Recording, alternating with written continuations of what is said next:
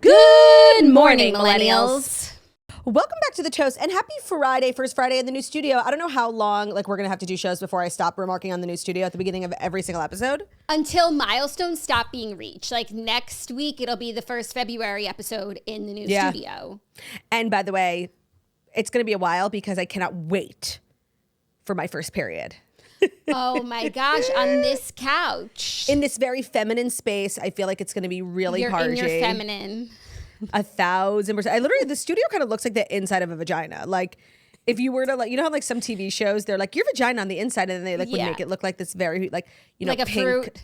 Right. Literally us. Literally us. That is so beautiful. We are so feminine. I do look forward to that milestone for you and how this chair really accommodates a woman on her period. On her time. And I guess when goes against what I believe.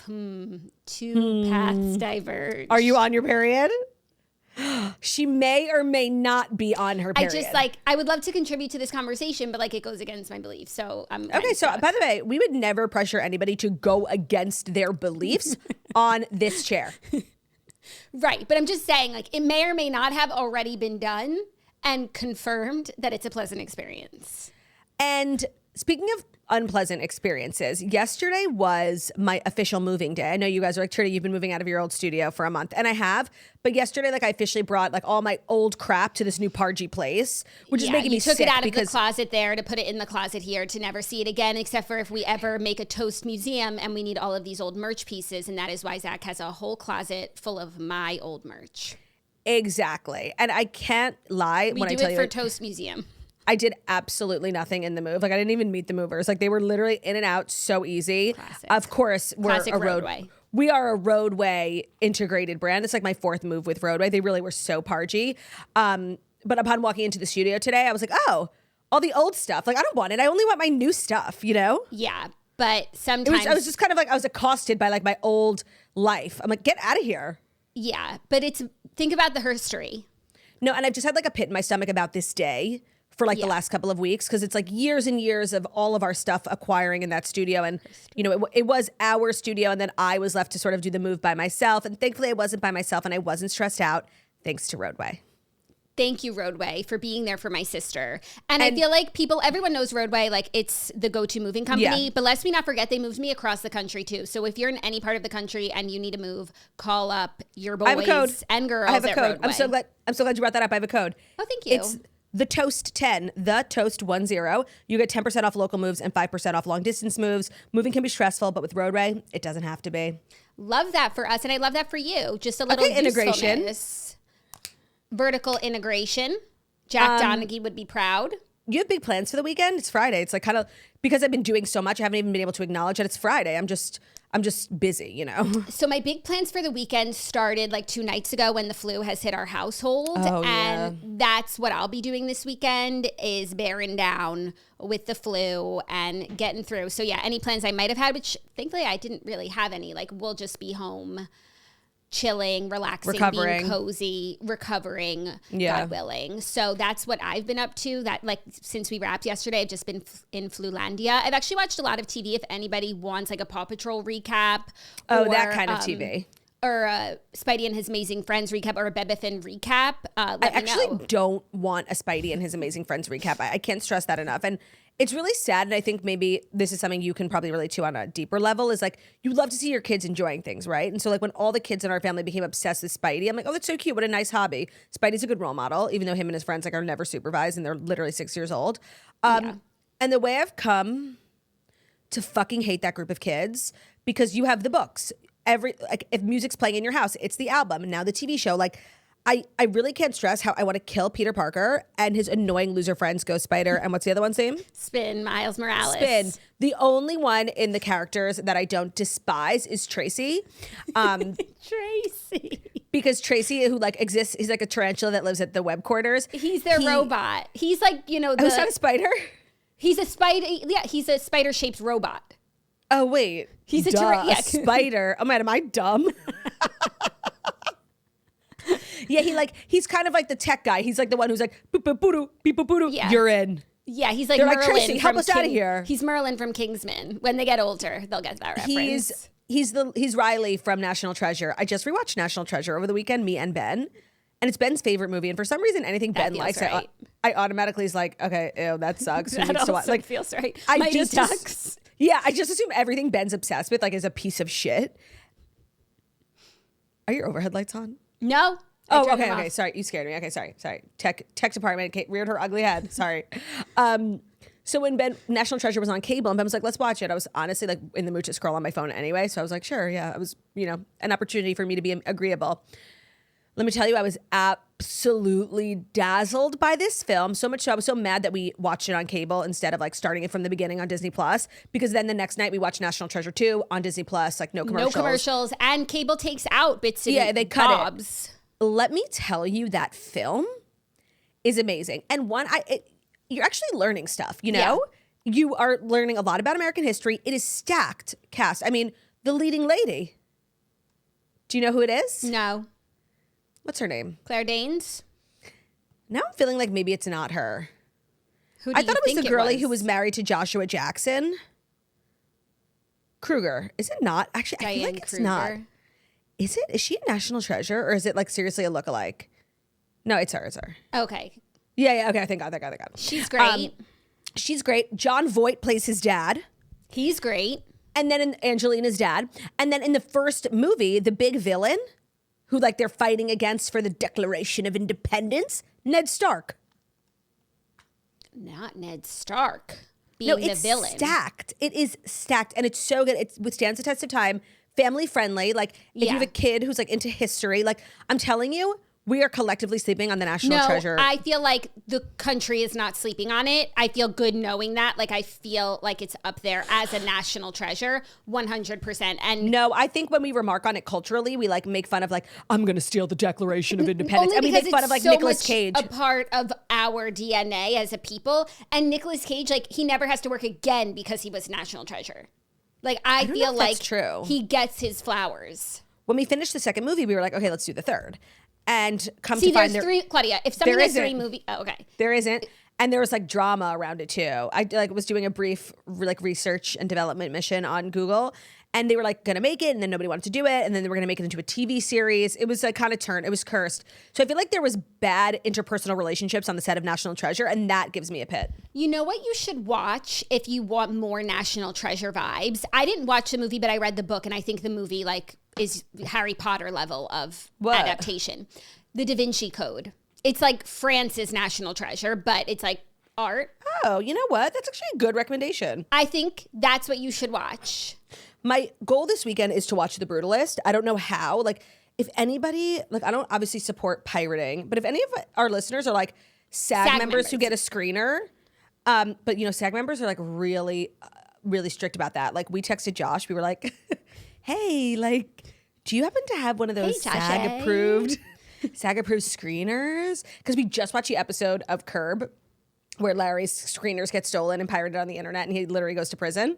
So I was reminded that like actors get, back in the day, in the Larry David episode, it was DVDs, but today they get a link. And we were like, hey, Josh.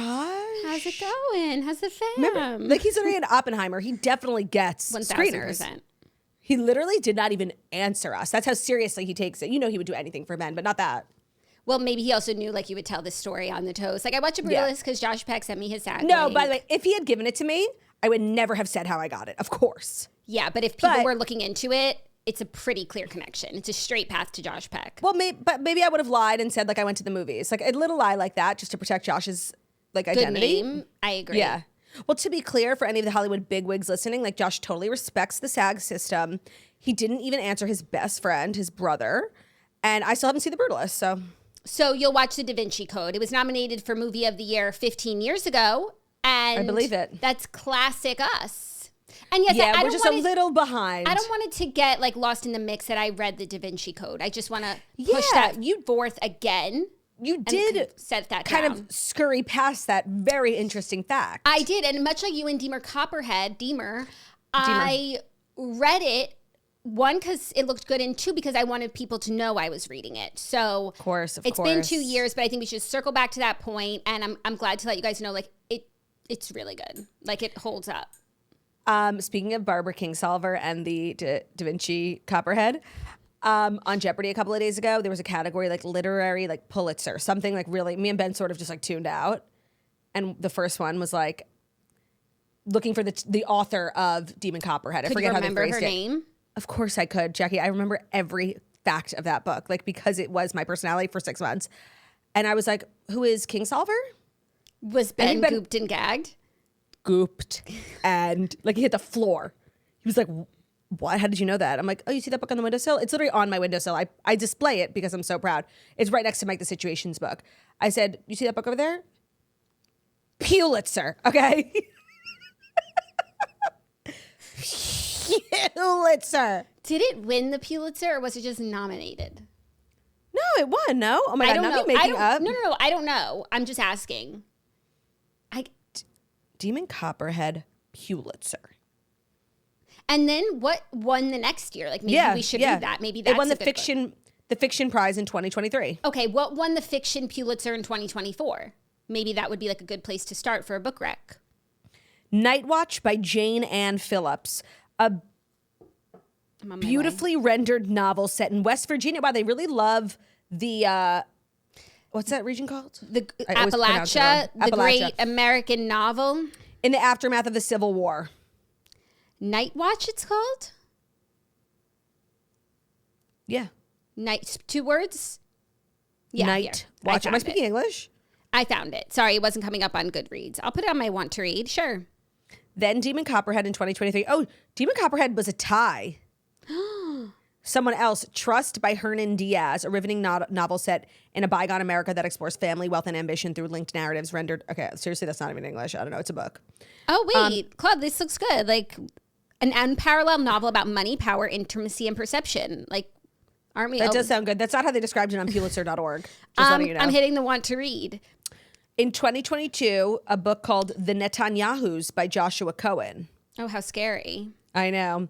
In 2021, The Night Watchman. That's weird. Yeah, they obviously have like a favoritism. I'm just literally scrolling to see if there's a book I do recognize. Yes, 2015, All the Light We Cannot See, one of like the most popular Holocaust books of all time. And then in 2014, The Goldfinch. That was made into a movie, right? Yes, it was. So those are the ones that I recognize going back to the early 2000s. Yeah. Okay, well, thank you for that little literary lesson. We're literally like a podcast that talks about Pulitzer Prize voting. Like, these other bitches could never. These other bitches could never. In any given episode, Pulitzer, sports, fashion. Do you think the Da Vinci Code won a Pulitzer? Like, have we both read like 2 different? I know you also read Demon Copperhead, but I don't think Da Vinci Code would have won a Pulitzer. I feel like it was too mainstream, if I may. Yeah. I feel like there are commercials for the Da Vinci Code. Right? It's like Harry Potter winning the Pulitzer, which it could have, maybe should have. Oh no, God forbid, like something popular wins an award. Well, that's why, like, Demon Copperhead was popular. Yes.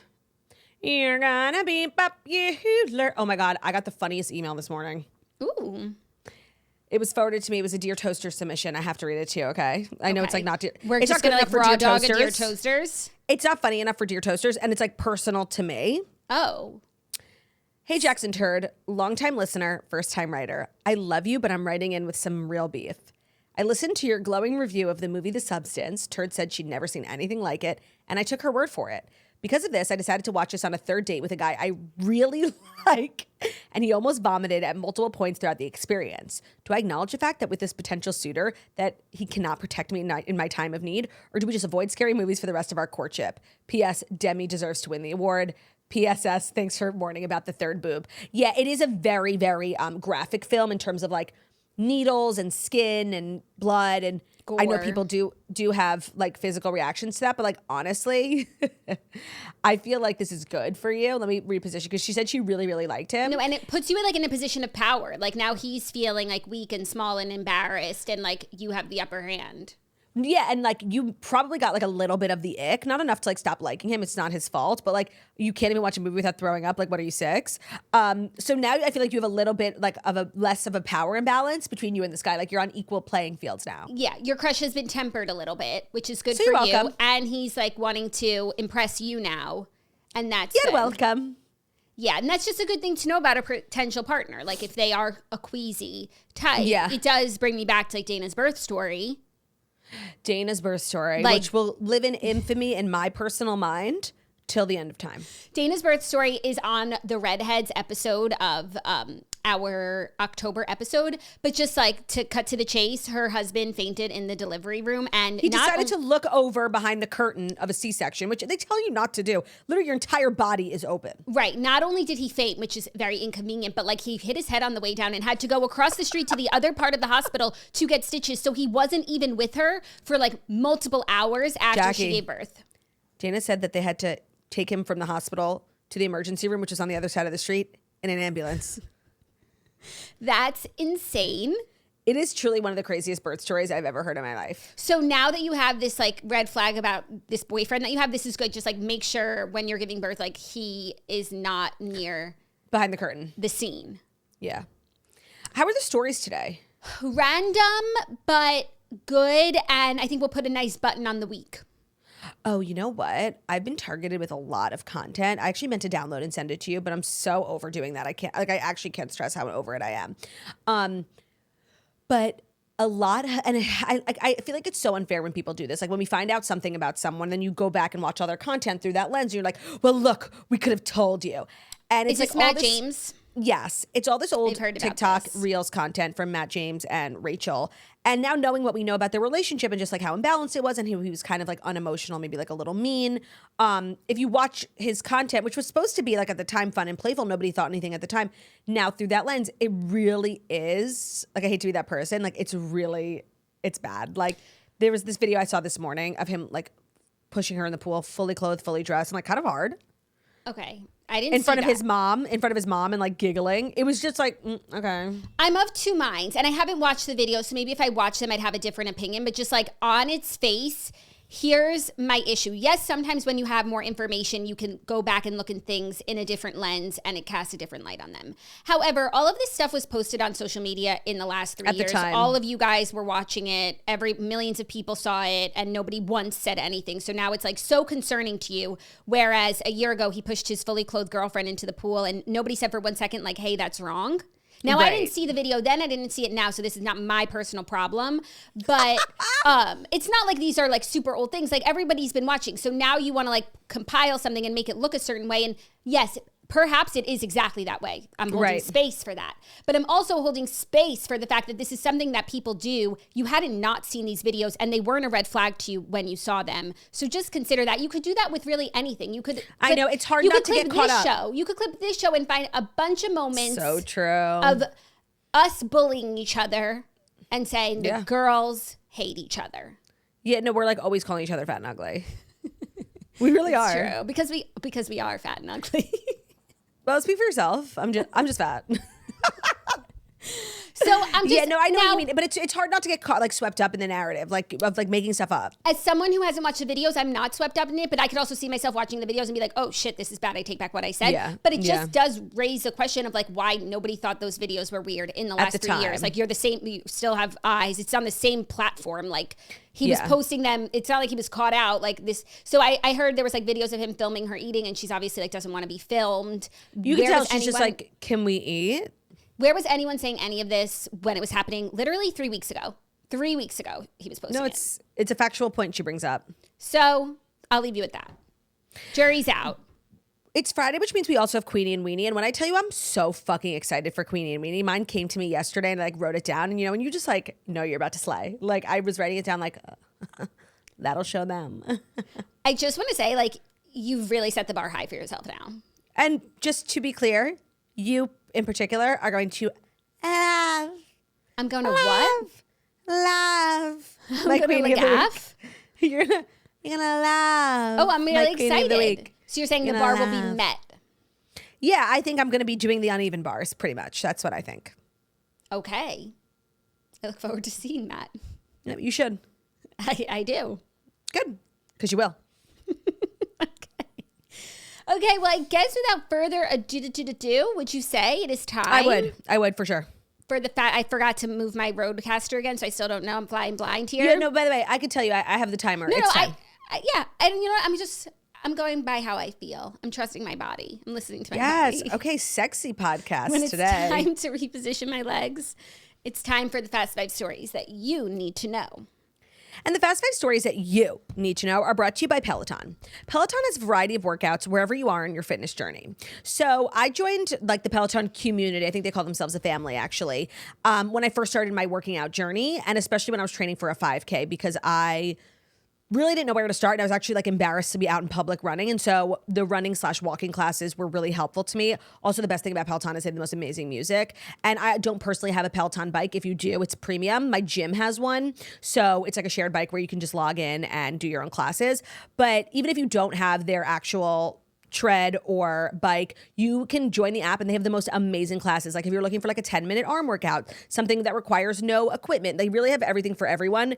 And it's not intimidating. I find that like a lot of these fitness platforms are just like, they're not inclusive for people who don't know how to do stuff. Do you know what I mean? Or if you're just getting started, which I was. And I found Peloton to be such a great place, and their instructors like are the heart of everything that they do. And you'll find an instructor who you love, whose music taste really aligns with you, whose personality gets you through the workouts. And they have whatever you need to stay on track with your goals, no matter what season of life that you're in. So find your push, find your power with Peloton at onepeloton.com. That's O-N-E, Peloton, Peloton.com. With their all-access membership and their app, you can work out where you need it. So whether you're on the train, the gym, or at your kid's game, you can squeeze in what you need, whatever you need it. So that's onepeloton.com. Today's episode is also brought to you by the Farmer's Dog. So this year, the easiest healthy habit to start is one for your dog. The Farmer's Dog makes feeding real healthy dog food super easy and convenient, and your dog will absolutely love it. So it's smart, healthy pet food that you can feel good about feeding your pup, and that's why it's time to quit the kibble, kick the cans, and start fresh. I think everybody's on this journey where we're like stopping feeding our dogs like really processed kibble where the ingredients are not premium, it's not really doing anything for them like health-wise, and a lot of people are switching over to fresh, healthy dog food, and the Farmer's Dog was kind of the first and the best to do it. They've been around for a while. Their products are made really with like high-quality human-grade ingredients, and there's so many benefits. So Theo was like a couple of years into his life when we switched over, and there was just an immediate, he used to have the worst breath. Oh my God.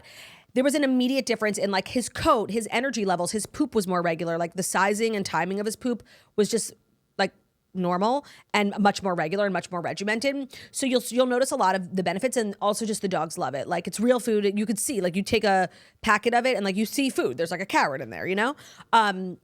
It's really great. There's so many benefits. It's the best option for dogs at all life stages. So they send the food pre-portioned specifically for your dog. It'll be based on their unique nutritional needs, and that makes it easy to help your dog maintain their ideal weight, which for Jackie and I specifically, but all dogs, but we have Cavaliers, and their weight is one of the biggest indicators of their health because they are predisposed to like heart issues.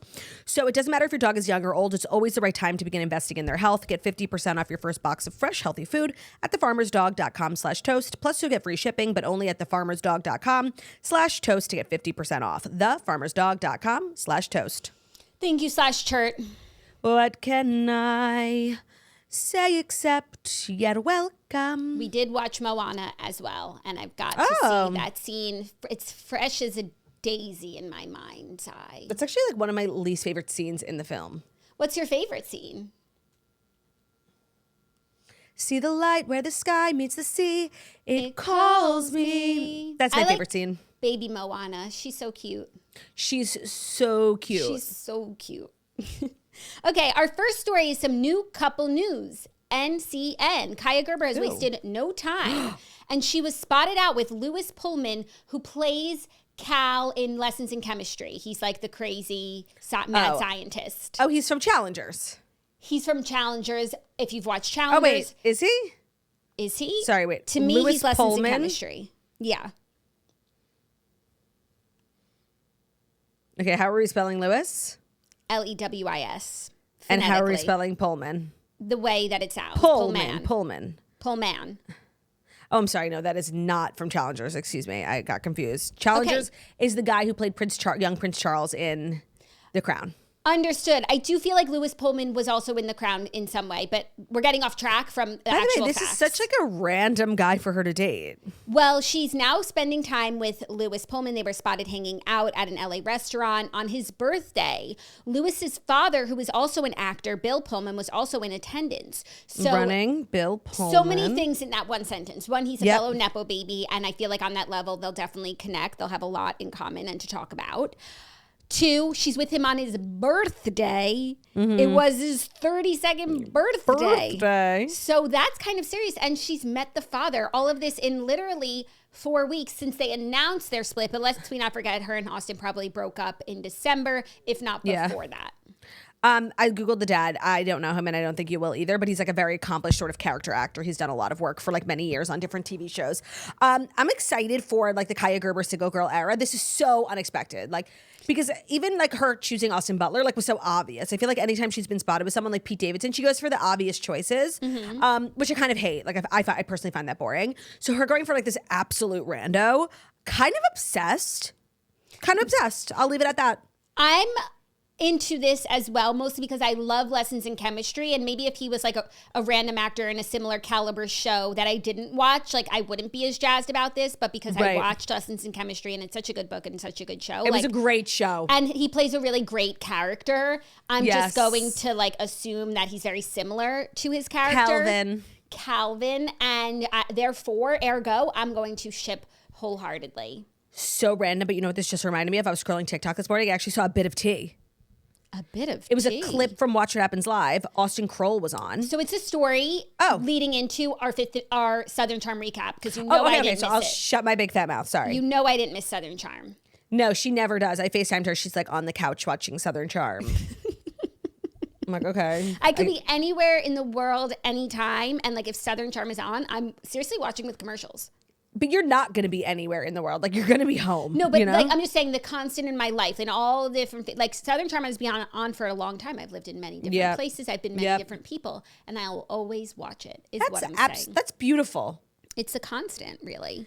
Back to Kaia Gerber. I just can't get over, like, the sheer random nature of this pairing. Although I'm not mad at it at all. I agree. If it was, like, an actor from a show I didn't watch, I would seriously be, like, clowning on this so hard right now, but he's a P-Jam, and I feel like this will be really good for his career. He was an excellent actor in that show. I haven't seen him in anything else since then, so I don't know if it's been like, you know, maybe he lost some of the momentum and this might pick it back up. Actually, knowing that now his dad is just a working, successful actor makes me feel like he's got things figured out, like career path-wise. Like, he doesn't have to be Austin Butler and you know, everybody knows my name. It's like, no, I'm going to work, and I just love the craft. And I'm going to make a living, and I don't need to be the most famous person on the planet. Right. He was also in Top Gun Maverick. So that's good. Yeah, he was obviously... Lewis or Bill? Lewis. Let me look that right up. I think he's at the beginning of a blossoming career. I would hope so. I really do. Oh, yeah. He's like the nerdy one who takes off his glasses and everybody realizes he's handsome. Yeah. Oh, that's cute. Okay, so you know what? He's on his way. And I feel like he's actually the opposite of Austen in the sense of like, Austen was all glitz and glam. Like the roles, even though he was in like 3 major pictures, like the roles weren't there. Mm-hmm. Lewis is not glitz and glam, but like the roles are there, I feel. Yeah, the work ethic. I think what's more insulting than like your ex of many years going on to date someone so polar opposite of you. Like, I think a lot of like girls and guys have a type, and they end up dating people who are all kind of like different versions of the same person, whether that's looks wise or personality wise, career wise. So for her to pull like a complete like 3-point turn and go to this absolute random like dude, yeah. I wonder, like, what does that say about Austen? I could see her, and you planted this in my mind, and I will blame you for it forever, because it totally changed the way that I looked at Austin Butler, because you were like, and you said it when you said it, like you had like insider information, but I think it was tell me what I said, and I'll let you know where I got it from. That he's just like a really thirsty social climber, and like part of his relationship with Kaia is that obviously he likes her, what's not to like, but she is, you know, from a Hollywood royalty family, and he's like constantly climbing the ladder from like using these women, Vanessa and Kaia, like using them to leverage his own career. I don't know where I got that idea, but I agree with it. And I also feel like I got that idea from you. Like, I feel like we fed off of each other. No, you totally brought it up. We have to go find the episode. It's live on the podcast. I had no idea what you were talking about. And ever since then, I just see him like that. It was such a good call. I could totally see him being that way. And I feel like how he treated Vanessa Ann is actually... No, I think it just tracks. Like, he was with Vanessa Ann for 10 years, and then I don't even know why they broke up, and then he's, like, super successful and dating like the hottest young model. Because, like, that's been his trajectory. That's why I think that. Yeah, by the way, I'm not mad at you. I completely agree. So having said that, I can see Kaia, like, maybe over the course of their relationship, like, kind of like she was like starting to get like onto him, you know? Yeah. And now she just wants to be so different than that because this guy, Lewis Pullman, I don't know him personally, but he just doesn't give thirsty social climber vibes. Yeah. And I like that for Kaia. I do. I do as well. Plus, don't forget, she's a nerd. Right. She has a book club. She reads. She actually does like read a lot for real. But she also wants you to know, like, she's not just a model. She is a nerd too. What is it with these like 6 foot tall gazelles who are beautiful, born into wealth and fame, who are just like desperate for us to know that they are also nerds? Like Kendall Jenner, of course. Kaia Gerber comes to mind. And they're always in every interview. And now they don't say it so much anymore because it's become like a cliche. People used to call it out and it became like a whole trend. That's like, how the whole internet, not like other girls thing started. Carly Kloss. Yeah, like I'm a nerd. Like I like computers. And then Kendall's like, no, me and my friends, like we are nerds. Like we just love to paint. And Kaia's like, on a Saturday night, like I'm kind of a nerd. Like you'll probably catch me like cozying up with a good book. I don't know what that is. And even though it's probably true. Like, okay, you're reading, like you're not a nerd. Not only that. You're not a nerd. I don't find that admirable. Like if I'm Kaia Gerber, if I'm Kendall Jenner, if I'm Carly Kloss, if I'm born either like so perfect looking or into like a perfect family, like with wealth and fame, like I'm a lot of things. I'm not becoming a nerd. Like you couldn't drag me back to nerddom. Like I'm becoming a coke whore. I'm becoming like a sexy slut. I'm doing all of the things that like only girls who look like that can get away with. Like please, there are like we are good. The nerd community is good. Like go do you. Are you a nerd? No. Because you said we are. I was speaking on behalf of a community that I like, but no, I don't identify with. Yeah, I don't identify as a nerd, and I've never felt like called to. No, and I do feel bad for like nerds because I think the word has become like cringe. Yeah. Are you ready for our next story? Are you ready for our next story? It's actually a follow-up to yesterday's story because Chiara Ferragni is in the news for two major reasons. I meant to tell you about this to bring it up as a story. As we were talking about her business issues yesterday, her Instagram stories must have been expiring where she went in on the fact that she's no longer with Fedez and what happened between them. So we were right to say that like there was something going on. And yesterday she literally just like, told us everything. Because there's also like an Italian podcaster / journalist who has been like exposing this, like doing episodes. I don't know if it's like in conjunction with Chiara, but exposing Fedez and what he's done. Yes. So on Wednesday, January 29th, she decided to break her silence and open up like never before through her Instagram. In a series of 4 Instagram stories, she shared what she went through during her 7-year marriage with Fedez, admitting that she tolerated, quote, disrespect and justified wrong behavior in the name of love. For months, I chose to stay silent to protect myself and my family from 2 situations that have deeply affected me, but I can't keep quiet anymore. I spent 7 years in a relationship where I loved without limits, loved even when there were so many reasons to walk away. I put up with situations where I would have told any friend, don't do this to yourself, because to me, love also meant sacrifice. I kept excusing disrespect and justifying the wrong behavior to protect him, to protect our family, to protect our relationship, because I always saw myself as the strong one, the independent one, the one who had to hold it all together. She also admitted that she chose to stay silent to avoid the public fallout that the situation could cause. What shocked people the most was the confirmation that Fedez had been in an extramarital relationship for 6 of the 7 years that they were married. She said, he was talking to the girl on his wedding day. Yep. He was asking the girl to like give him assurance. A reason to leave. Yeah. She said, I felt sick when I realized everything I had lived was a complete lie, but I suffered in silence. I stayed quiet because I wanted to move forward without focusing on the pain I had been through, and because I have 2 children who will one day hear about everything their parents say about each other, and certain things will hurt them. But deciding, together with his friend, to make even more details public, probably as revenge for his mistress's unrequited love, was truly a low blow. So apparently he called his mistress just before walking down the aisle with Chiara and asked his mistress to like give him any sort of like tell him to run away and be with him forever, and she didn't. And so he went through marrying Chiara because also he didn't know how to kind of like call it all off. As you said yesterday, like their marriage and their wedding was the biggest story. Globally, but especially in Italy, like they are like a I'm trying to think of like who a comparison. They're kind of like a Ben and Turdy. No, like Italian royalty. People fucking die for them. He's like this rapper. Obviously, we don't know any of his work, but in Italy, he's like a huge. People think he's so hot. They love his music, and she's this like boss babe bitch. Like, I understand like the pressure of being like that perfect couple, but there's so many layers to this that are probably so deeply painful for Chiara. Like, one, obviously, that the entirety of your marriage, like to have any sort of infidelity is devastating, but from the time that you got married, like from the day that it's been going on, like that's really devastating. But then also sort of coming to terms with the fact like you got married because of the unrequited nature of that affair. It's like your man's mistress didn't even want him. Right. It's not like he chose you. It's just he had nowhere else to go.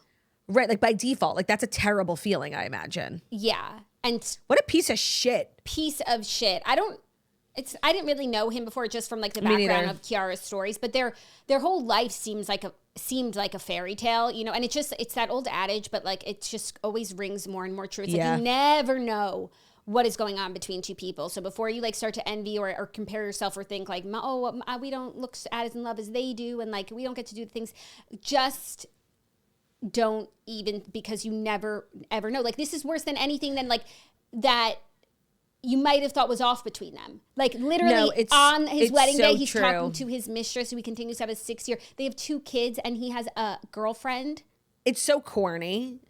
But it really is the takeaway here, because I'm sure there are people who've watched them and just like were filled with envy for that type of love and life and marriage and family and all the nice houses. And to be honest, like, you know, there aren't enough nice houses to keep someone in a marriage like that, like for real. Yeah. And I guess she's only speaking out now because he has shared stuff that has like embarrassed her. That's what she said in her post. Because I understand why she seems like the type to just like tough it out, do it for her kids. And then even when they break up, to not say anything like for her kids. But this is far, like they're so far gone in terms of like keeping the veil over themselves. No, and this is something I personally struggle with, and maybe like I'll understand it more or feel differently like when I'm blessed one day with a child. But like I get so mad when people are like protecting he's the father of my child. I don't give a fuck. He's a dick. Like everybody needs to know in celebrity world. Yes, but, like, but I feel like there's different things. Like there are just people who split up because they're growing apart, they don't get along, they don't respect each other, they can't communicate, and there's slights here and there. And then like those people usually don't go and tell every fight that they ever had with their husband, because that's just like personal people's business. But then there are things that are so egregious that are going to come out anyway, that it's better for you to live in like, it's out there, you know? Yeah. And for you to just be able to like move on from it. So I understand if she never wanted to mention it, but I think that, you know, that ship has sailed in terms of like keeping the lid on it. Yeah. And when it's just like typical irreconcilable differences or whatever, like, no, we don't need to know. I know you want to know the business, but like we can guess, like you guys just don't like each other anymore. No, if it's boring, like sure. But when there's like boring, big drama. I'm sure everyone's like fights are drama, but it's like standard. Yeah. You know? This is just like so fucking crazy. Yeah. Yeah. Because I think anybody, but they were like 2 people who were really individually famous, but together as a couple, that's also hard. Like when you get more attention as a couple, so you want to stay together more, but the relationship's not working out, but you don't want to give up all the opportunity. And there are 2 people who were like definitely both individually really famous, but like somebody who lives in a different country, like I heard about them so much as a couple, more as a couple than ever individually. Yeah, they remind me a little bit of Molly Mae and Tommy, except they're even bigger because they came from 2 different worlds and fused together like a rock star and Italy's #1 influencer, like bar none. Molly and Tommy came up together, really. Yeah. So their fans were always the same, but you had like these 2 huge fan bases for Chiara. But it is the perfect comparison. Yeah. Yeah, and then when they break up, except for Molly and Tommy, I think most of the time it was a fairy tale, and that's what she was saying. Yeah. It's not like they weren't in love. It's not like there was infidelity. It was this big smoke and mirrors like the whole time. There was just other stuff going on, and I think they will end up back together if they're not already, which it seems as though they are. So it's not totally comparable, but yeah, this is really shocking and really sad, and she seems so tough. Also, I remember like her other relationship before this, which was like long-term and serious, and he was like her business partner, I think. And he like totally stole her business. Like she was like fighting for years to get her like name back, the blonde salad, Chiara, like in litigation for years. Like every relationship has been a nightmare for this girl. Oh my God, that's so strange. Yeah. Well, it's just important to remember that key takeaway here, like especially when it comes to like internet stuff, and nothing is what it seems. Right. Don't compare yourself to other people, really. Really, it's true. Yeah. Your life is fab. Yeah, it's yours. Just the way you are. Are you ready for our next story? Number 3? Yeah. Yeah. Because it is some Grammys news. This is our last episode before the Grammys. Woohoo! Oh, right. What are they on Sunday? They are on Sunday, and we have performers and presenters. And notably, Tailored is presenting at the Grammys, so that has everyone in a tizzy. Which like isn't crazy, but it's more so a confirmation of her attendance, which, you know, she does usually go, especially when she's nominated for Album of the Year, but who knows these days, like what she's up to with the Super Bowl. Right, but I think she could pop into the Grammys, and I think she'll give out Album of the Year because she won last year. That feels right. She can't give it out. She's nominated.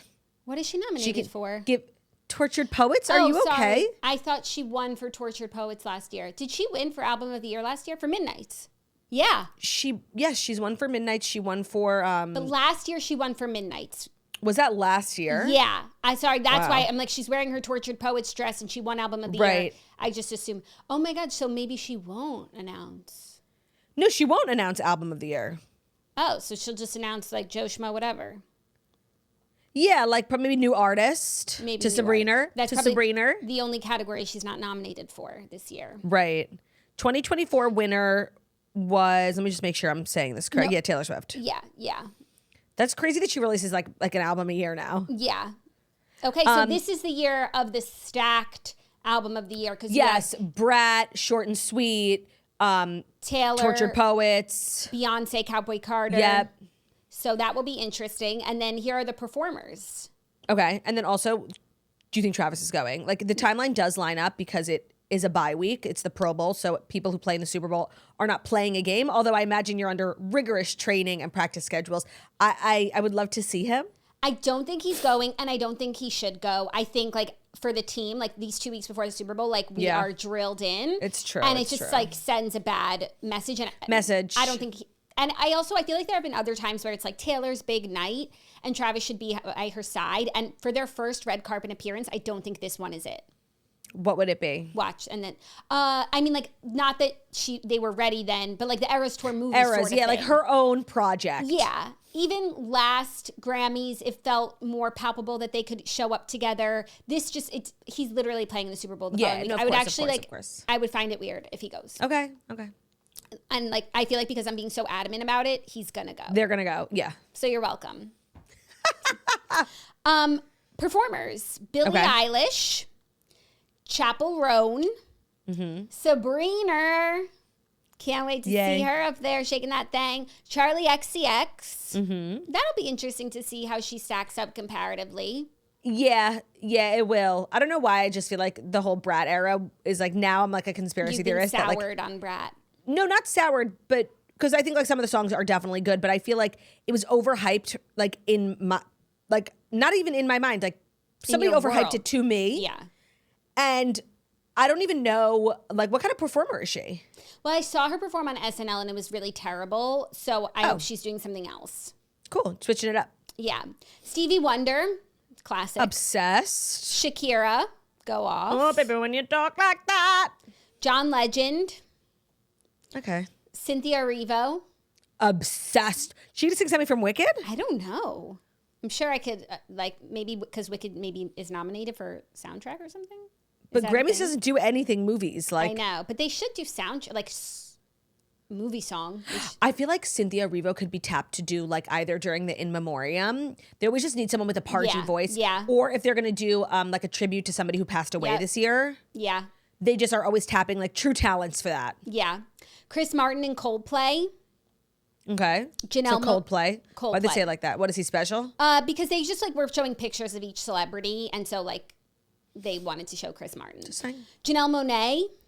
Okay. Benson Boone. Oh, he's good. He is, but I have to say something. What? that song is really good. So if you don't know who Benson Boone is, like, it's totally normal, but you probably do know the song. These beautiful things that yeah. Got. Please. And so it's a really good song, and it was like having a huge year.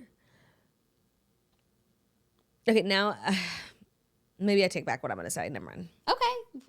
Because you don't stand by it, or because you just don't want to go Well, there? because someone would say, well, Claudia, you don't feel that way like about Shabuzi. Because if you said Shabuzi was performing at the Grammys this year, I'm like, good, he should. He had the song of the year. But it's like this Benson character is just everywhere, like doing everything. And you have one song. Oh. It's the same way I feel about Dasha. But for some reason, when it's Shabuzi, it doesn't bother me. Oh, Dasha.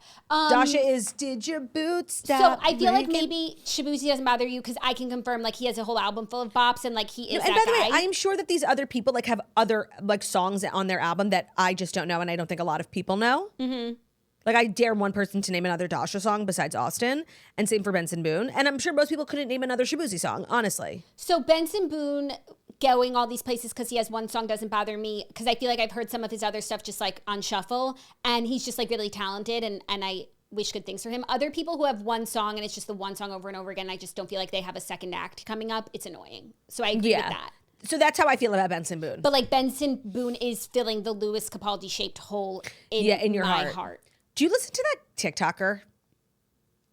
Alex Warren, I think his name is. Carry You Home? Yeah. So he is like an OG Hype House member. He was like a part of a couple that was like a TikTok-y couple. I think they're married now. And he started releasing music, and everyone's like, okay, good luck with your little project.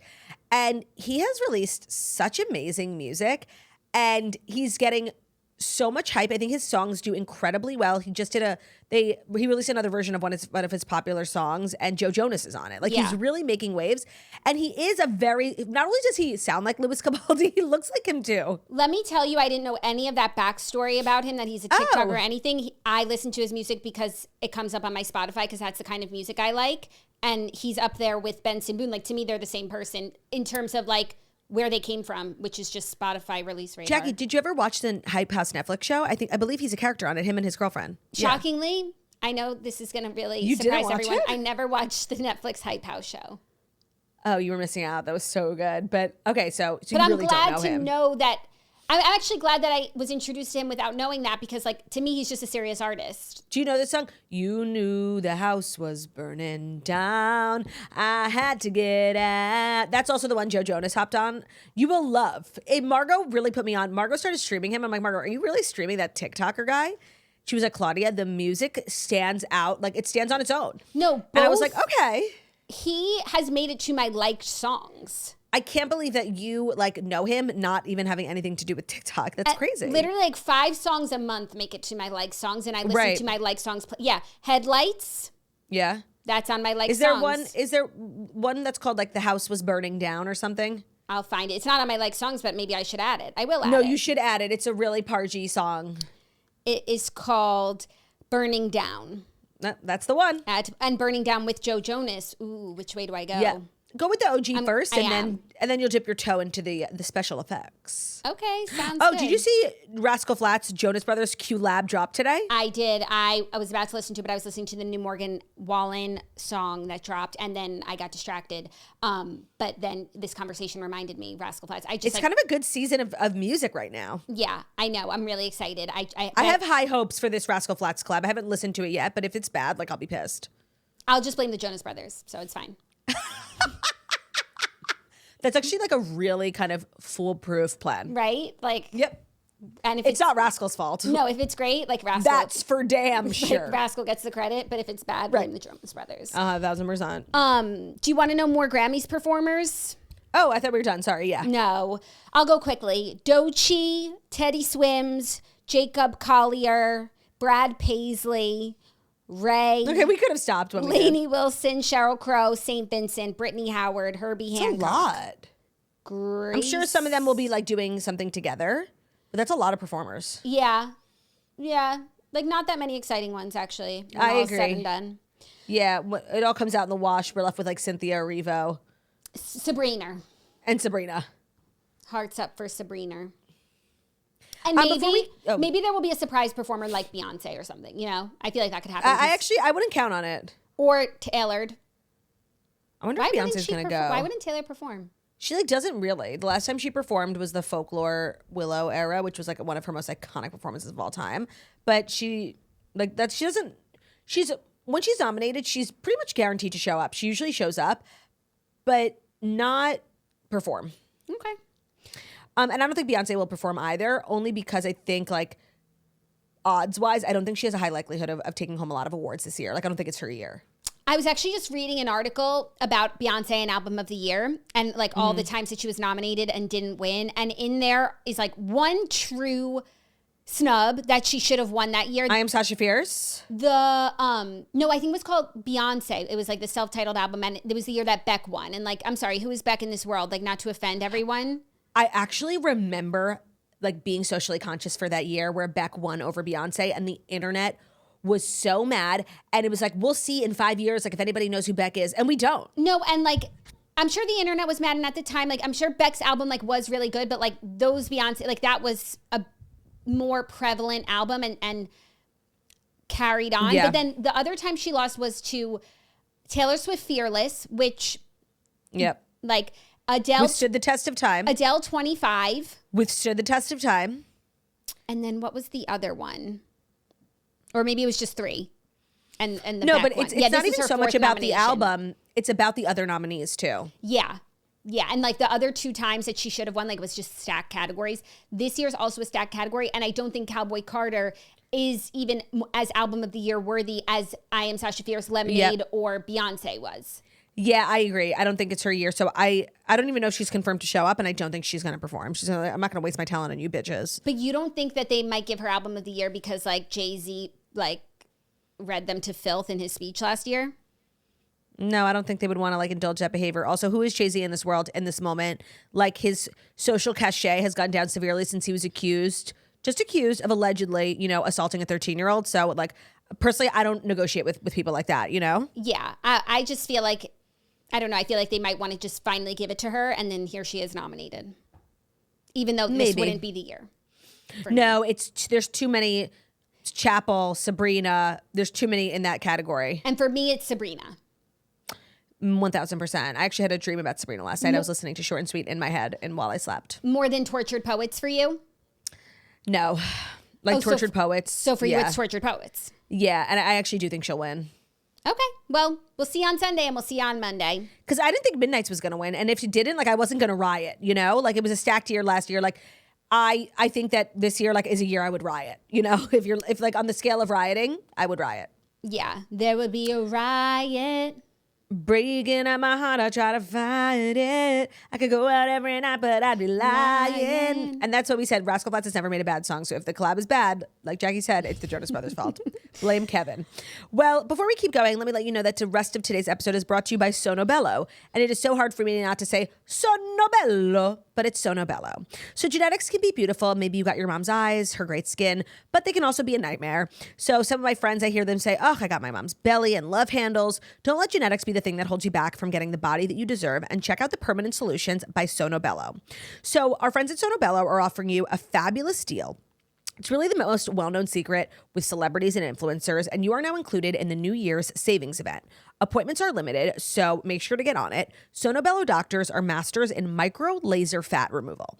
It's a brilliant technique that removes stubborn fat permanently. Wherever your problem areas, tummy, love handles, thighs, arms, it's gone in one comfortable visit.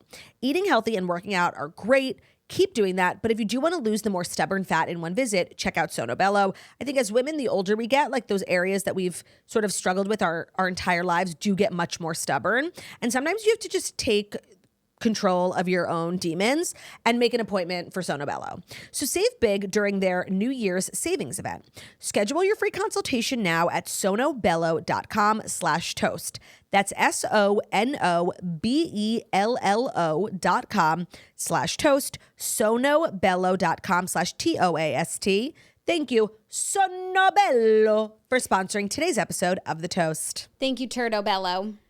You're welcome, Gerdo Bello. Okay, our fourth story just got swapped in because new news has emerged about it. It's not breaking news, but basically, Reese Witherspoon was just talking about, she was saying how she lost like a dear Hollywood friend because she made a speech at an awards show that was a bit baudy, and now this What's baudy mean? Like inappropriate and like risque.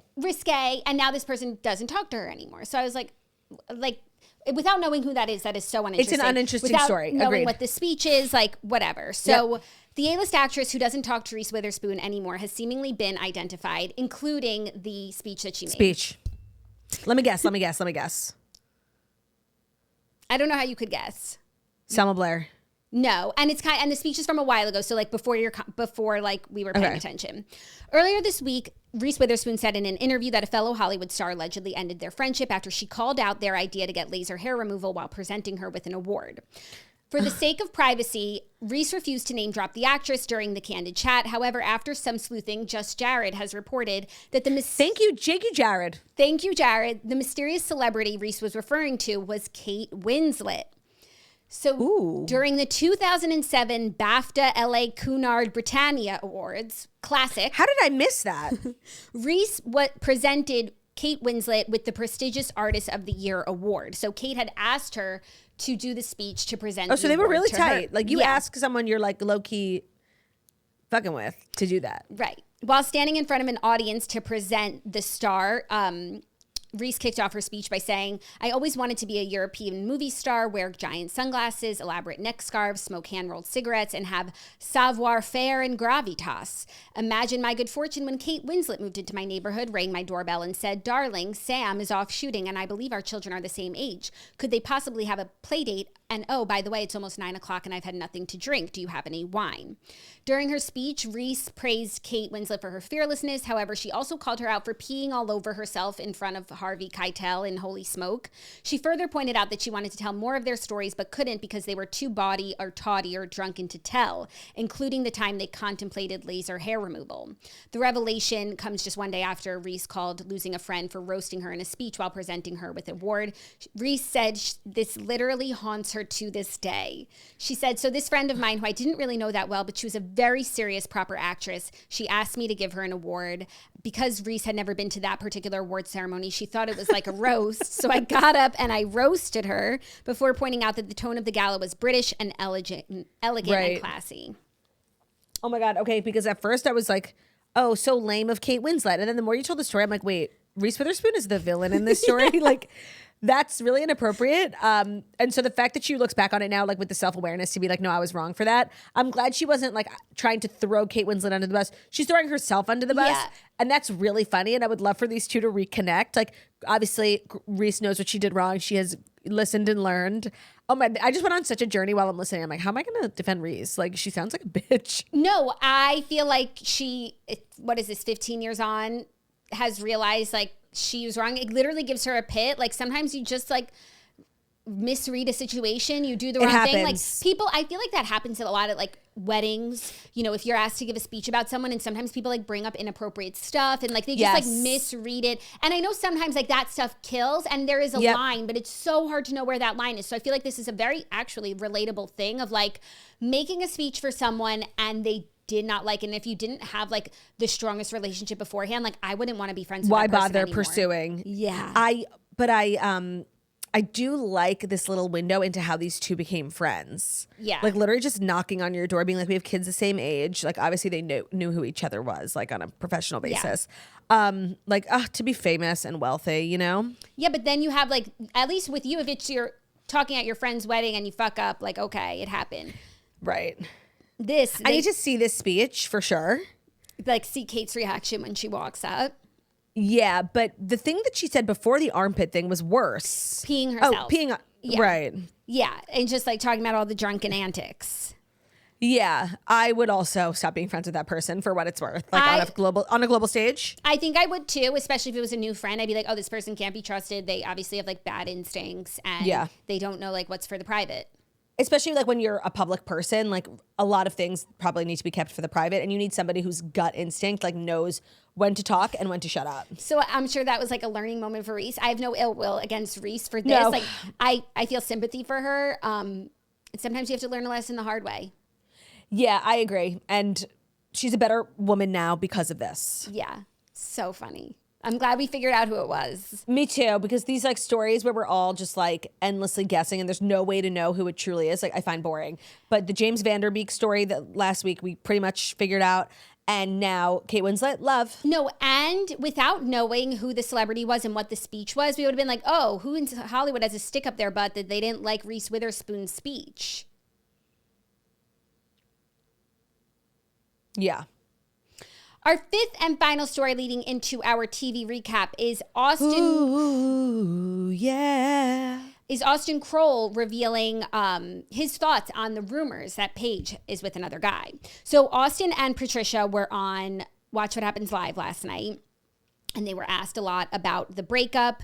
Austen confirmed that Paige has allegedly moved on with another guy when a caller asked what he thinks about the rumors that she's with this guy. And he said, I don't think that those are rumors. I think that they've been substantiated. He confirmed that Craig knows as such. And he explained, he didn't for a minute, but yeah, I think he's fully come to terms with that's not a rumor. And then Andy was like, wow, okay. Meanwhile, Paige then commented on an Instagram video of this moment saying, yes, a man I haven't spoken to in 6 months knows exactly what I'm doing. Right. So at first I was like, oh, this clip is sad. Like, because I actually don't know if Paige has moved on. There was like a lot of hoopla around that Eagles game, but it's not official. And there was like so many fake rumors about her with Marcello. So like, seriously, I don't know. Like, I genuinely don't know. But I was just like, okay, maybe she is seeing that guy. Yeah. And then Austen being like, yeah, we've kind of like come to terms with the fact that like, it's not a rumor. Like, she's just dating someone and that's hard. And we're like figuring it out. And he was kind of speaking on behalf of Craig. And I was like, oh, sad. And then I was just like scrolling the comments on TikTok this morning and I saw Paige at the top. I was like, oh shit. So is that her saying she's not dating anyone? I think it's just her saying, I'm sure there's like a more to this story, whether it was like a first date. I feel like also maybe Austen is trying to make it seem like has a boyfriend, which she probably doesn't. And I feel like there's just always more color that can be added. So like him speaking on something about a person that he doesn't talk to and hasn't spoken to, like, what do you really know? And that's annoying, like, for Paige, if she hasn't spoken out about her dating life and like this, her ex's like random friend who she's not friends with, like talking about it, it's like, stop. And who she's always had beef with because of Sierra. And even this season of Southern Charm, Craig and Paige are together and Craig is having beef with Austen. And every time Paige is there, she's like telling Craig, like, just cut this guy out. Like, move on with the podcast. Like, obviously they didn't even get along in good times. So for him to be the one speaking on her in bad times, it's like, what do you know? No, she's right for that. Yeah, I agree with that. And a little bit of Southern Charm recap. So last night, the boys are reuniting. This season is really centered on Austen and Craig. The girls are fighting, but they have this podcast, Pillows and Beer. They do it twice a week, and it's like based on their friendship, but they're not really friends right now because Craig just kind of wants to like sit home and knit and be in his backyard. And settle Austen's down. like, buddy, where are you at? And it's hard to call it because now knowing that Paige and Craig have broken up, and I feel like in the season, Craig is making a lot of these decisions because he's in this serious relationship with Paige and he doesn't go out because like he spends his time with Paige. And they're the right home. decisions for him in that moment. Right. And now I think viewers are quick to say, well, oh, he was doing all that because of Paige and now that they're broken up, he was wrong. And like, I don't think he's wrong for wanting to be in a more mature phase of his life. Like the way that the men on Southern Charm live and act. The man? Like, men. You said man. I think I said men. It was giving woman. I'll have to watch that back. Yeah, thank God we're recording. Yeah, that's like Cody Simpson performing at the CMAs. Which I'm still waiting for. The way that the men on Southern Charm live and act is not something that should be modeled whatsoever. So Agreed. If Craig wants to like break free from that mold in a very serious way, I am so supportive of it. Like they seriously need to grow up. So I don't think it's fair to just be like, well, now I'm sure Craig's crawling back to his friends. Like he's allowed to want to live like a more serious lifestyle, take his work seriously and whatnot. But Austen is just, casual buddy looking for his friends. And I just feel like they need to make up like this is stupid. Craig offered to pay him $30,000 to leave the podcast and like give it to him. Wait, who? Austen offered Craig or Craig offered Austen? Offered Austen. Because just to basically like buy the rights? Yeah, because it's been hard to like do the podcast together when they're not friends and the show is about their friendship. He said like Austen always just shows up like hungover. Craig does all the like work for it anyway. Admin. So can you just like give it to me? Okay, it's giving Sophia and Alex like. Yeah, it really is. Except they're guys, and like just the things that just like roll off their back. Like literally, 1 minute they are laughing, and the next minute they are fighting, and also like crying about their hurt feelings. It's shocking. I hope that they work it out though. Like I like all of their friendships, but they do need to find their new normal, and maybe that does change again now that Craig is single. But still, he doesn't. Well, it sounds like based on Austen on Watch What Happens Live, like it sounds like they're like close again. Yeah, which is nice. He'll need his friends now. But I don't want Craig to revert to that. No, that lifestyle. I don't think so. But Austin's now in a serious relationship, so. Good. Yeah. Then the other crazy thing that happened is JT. I've been telling you, like, JT is just a ticking time bomb on this show. Yeah. And I just also learned that he put out an Instagram story statement saying that he has left the show in post-production. So you know something bad is coming. Because he said they wanted to do more, like, on-camera interviews. He said he's filmed already, like, 10 this season, and he won't be doing the rest, and he is leaving the show. This season has been like really bad for JT Self. Like he just comes up looking so bad. And like one thing that he always had, he has this like blossoming relationship with Venita, and they're like really cute, and they go shopping, and she texts his mom, and they like get along really nice. Friendship or like friendship that is flirtatious. So like it looks like it's headed somewhere. And so last night on the episode, she like invites him over for dinner, cooks for him. She's about like gonna tell him how she feels. She's like, when I like someone, like I want to tell them how I feel and like make it really easy for them. Like here's this is like here's a Branzino. I like you. Like let's get so it mature. Poppin'. And even last week's episode, they had like this weird conversation when JT stormed out of the party, and he's like saying that like, oh Venita, I love you, and like it was just like, are you guys about to kiss? That's literally how I felt. Are you guys about to kiss? So then like this week they're about to talk about their feelings, and she like says that she likes him. And he says, I'm seeing someone. That's weird. Weird that you would flirt with like Venita and make her feel this way when you're seeing someone. That Venita said that she knew that he was talking to someone, but not that it was like in a stage where the door was closed. And now it just feels like so clear that he was kind of like using Venita. She was the last person on the show who like really had a soft spot for him. And I feel like he was flirting with her and just like being really because I'm sorry, like as evolved as we are, like two straight different gendered people becoming best friends like is not normal. And they're like new friends too. It's not like they're like brother and sister from growing up. So there being like romantic undertones is very like normal and real, and him pretending like what I hate. And then it's also weird for his new relationship, because it was like Venita was like, if I was the other girl and he's been talking to me the way that he is, and that he's even sitting on my couch having a conversation, and JT is saying like, I do like you, and I feel the chemistry, but I'm seeing someone. It's like even saying that to someone when you're seeing someone, like he's fucked all around. He's burned bridges with Madison, with Austen, now Craig, Sally, Taylor, everyone. So at a certain point, how can he even be on this show? Like he has no friends left. But it was just like, if more people watch Southern Charm, he would be my weenie of the week, because it was the biggest weenie Wes moment. It was so crazy. Like you really thought they were about to kiss on the couch. And I was like, but you made fish. Like, I'm sad for Venita. It was, no, I'm happy for her, because she seriously has dodged a bullet. Yeah, well, for sure. Anyways, that's what's new in Charleston. And I'm telling you, things between Molly and Shep continue to bubble. So by the way, after you said that last week, a lot of people in the comments and like on our pages were commenting that they echoed your statement. Like it's like this obvious thing. You're not the only one who sees it. Right. So they flashed back to last week when they were watching Molly's concert on her tuba. One of the cast members like said to, sorry that I can't remember his name. He's always on the show and like, I just can't remember. Sorry. He said sorry to this man. He told Shep that Molly had told him that she has feelings for Shep, but like in a sweet way. And like Shep was like, oh, okay. And then this week things are starting to go south with Shep and his 26-year-old Bahamian model girlfriend, because not only did she like ghost him for 3 days, but Patricia, by the way, growing up is having a newfound appreciation for Patricia. Patricia told Madison that before Sierra started dating Shep, she was hitting up Whitney. Oh. Although I don't really trust any information that comes from Whitney. I think he's the devil. I don't know, but the thing is, Whitney, and Patricia was like, Whitney will kill me that I said this, because I told Whitney you have to tell Shep, and Whitney was like, no. Like Whitney actually doesn't want to be in the drama anymore, like for real. But then Patricia just had to share this. But I think it's becoming clear that Sierra really wanted to be on this show. Yeah. And doesn't really care about Shep. Well, There's always Molly. As one ship is door sailing, closes, another one might be coming into port. So we shall see. That's beautiful. Let's do Queenie and Weenie of the Week. A great way to wrap up the week. It's been a fabulous week here, you guys. Jackie and I, every Friday, like to do a little game that we call Weenie of the Week and Queenie of the Week, where we give out an award to two different people. Someone who acted like a Queenie this week and somebody who acted like a Weenie this week. Just know it's all fun and games. You can be Queenie one week, Weenie the next. It's a 7-day title and it's not that serious. So would you like to do Queenie or Weenie first? We will do Queenie first, as we always do. I'll go first because yours is so amazing that I don't want to be upended. But my Queenie of the Week is the obvious Queenie in the room with us, which is our new studio. Of course, of course. Toast. What era is this? 4.0? Okay, are we counting the breath? Yeah. Yeah.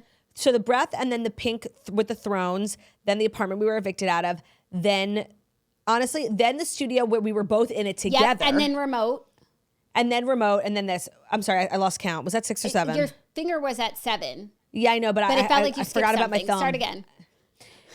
Breath, pink with the thrones, apartment we got kicked out of, studio we were in together, remote. Studio we were in remote.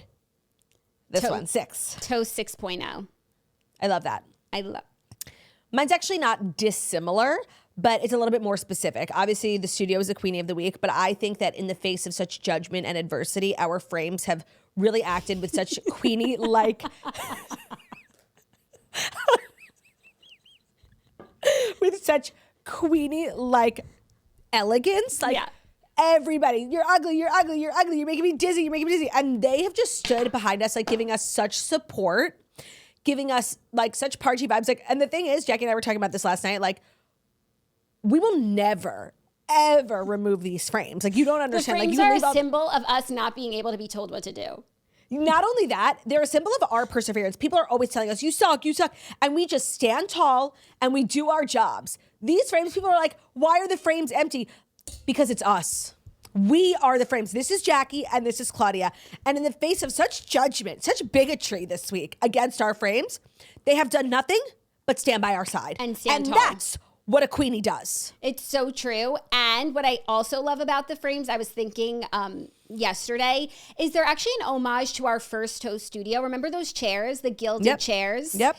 And there we brought in a touch of our herstory. We're just going to sit in front of this wallpaper and these we look like every other podcast. We need our frames. We are us. Yeah. And the thing is talk. They're talk about the frames. They're not going anywhere. So get used to it. Okay. That's what I'm saying. And did I overhype my Queenie? Keep rattling them off. Keep saying. Keep making them famous. They're not going anywhere. Did I overhype my Queenie or no? No, you didn't. But I teed you up really nicely. Yeah. I was worried that maybe you were going to talk about the frames before I could. No, I wasn't going to talk about the frames because Great. Much like the frames, I was above it. Yeah, of course. But much like the frames, sometimes I have to get down in the muck. That's what I've been saying. Now, Weenie of the Week. My Weenie of the Week is a man by the name of Dexter Morgan. I think that the Gracie Abrams fandom, making a petition, I'm always talking about how toxic stan culture can be. And this is the perfect example. It's such crazy, truly mentally ill behavior. It's embarrassing. And the fact that it got to Gracie is even more embarrassing. And that's just Weenie-like behavior, honestly. The people who created, I don't know their real names, but it was definitely a group of 3 people who thought they were really about to slay. The people who made that petition, Weenie. Majorly Weenie-like behavior. My Weenie of the Week, very innocuous yet upsetting, and something that has stayed with me is that JoJo swiped left for Raymond on Raya. Girl, what are you doing? Seriously, what are you doing? There has to be more to this story because you just really thought the moment had passed. No, this would be the greatest love story ever told. The greatest love story this town had ever seen. So until I get a better reason, that's my Weenie. I love that. That's our show. What a great week. Jack's first week in the new studio. As Done always. And dusted. I feel like every day we got so much better, closer. We're making so much progress every single day with our lighting, with our audio, with our video. I feel like we're at a really good place. I feel like yesterday's episode was the first one we actually really nailed. That was the best it ever went. It was the best it ever went. So hopefully this episode just has the same exact trajectory. I want nothing different, please. Thank you guys so much for listening to the Toast the Millennial Morning Show, where we deliver the fast stories you need to know every Monday through Friday on YouTube. So if you're watching us on YouTube, please feel free to subscribe and give this video a thumbs up. We're also available as podcasts anywhere podcasts can be found, so that's Spotify, iTunes, Stitcher, Public Radio, iHeartRadio, CastBox, all the places where you listen to podcasts. Find us a Toast. Leave a 5-star review about how beautiful, stunning, and wickedly talented we are. Honey, we are so close. Go a little over more. We're always too far apart. Go to like almost the edge of your chair. I am. Okay. Love ya. Bye.